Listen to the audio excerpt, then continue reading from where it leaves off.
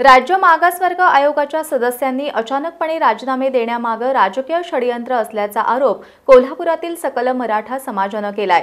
राज्य मागासवर्ग आयोगाचा अहवाल रखडल्यास आरक्षणाचा प्रश्न थांबणार आहे, त्यामुळे यामागे कुणाचा तरी हात असावा असा आरोप होतोय। लक्ष्मण हाके यांनी राज्य मागासवर्गीय आयोगाच्या सदस्यत्वाचा तडकाफडकी राजीनामा दिलाय।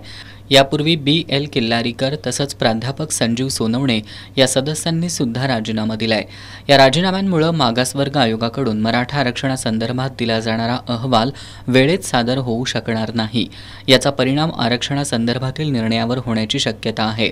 त्यामुळे हे राजीनामा सत्र राजकीय षडयंत्राचा भाग असावा असा आरोप कोल्हापुरातील सकल मराठा समाजाच्या प्रतिनिधींनी केलाय।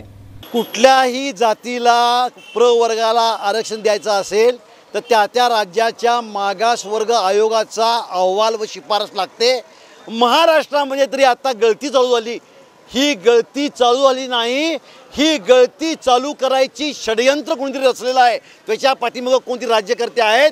अशा प्रकारे या राज्य मागासवर्ग आयोगातली माणसं जर सदस्य कमी झाले तर अहवाल कोण देणार असं शासन म्हणेल, आणि अहवाल नाही तोपर्यंत आरक्षण मिळू शकत नाही।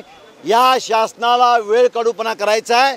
मनोज जारंगे पाटलांना ह्यांना फसवायचं आहे। 24 तारखेची मुदत ह्यांना काही ना काही ती उडवण्याची आहे, म्हणून हे केलेलं षडयंत्र आहे।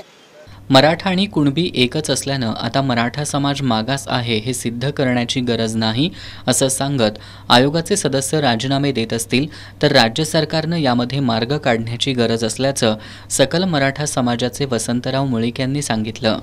त्यांचं म्हणणं आहे की राज्य शासनाचा दबाव वाढतोय, 2 वेळा आरक्षण पूर्वी फेटाळलं गेलेलं आहे, त्यामुळे आम्ही जे काम करणार आहे त्यामध्ये जर गडबड केली तर परत आरक्षण रद्द होऊ शकते आणि आमच्यावर दबाव येतो राज्य शासनाचा, अशी त्यांची भूमिका आहे। आणि आता तिथला अध्यक्षसुद्धा राजीनामा द्यायच्या ह्याच्यात आहे। मला असं वाटतं की राज्य शासनानं यामध्ये सुद्धा तातडीने पावलं उचलणं गरजेचं आहे, कारण यामध्ये आम्हाला आता संशय असा वाटायला आलेला आहे की आता कुठंतरी प्रश्न ऐरणीत येत असताना हा राज्य मागासवर्गाचा आयोग पुढे करून पुन्हा एकदा मराठ्यांच्या आरक्षणाला वाटाण्याची अक्षता दाखवतात काय, अशा पद्धतीचं हे एकत्रित रागरंग दिसतोय। मराठा आरक्षणाच्या मागणीवर सध्या राज्यभरात आक्रमक आंदोलनं होत आहेत। राज्य सरकारनं मागासवर्ग आयोग नेमला असला तरी एका महिन्यात आयोगाच्या 3 सदस्यांनी राजीनामे दिलेत।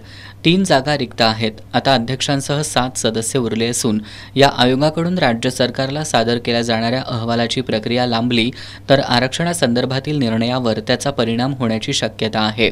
मग सरकारनं जरांगे पाटील यांना जी 24 डिसेंबरची डेडलाईन दिली आहे त्याचं काय होणार असा प्रश्न आता उपस्थित होतोय।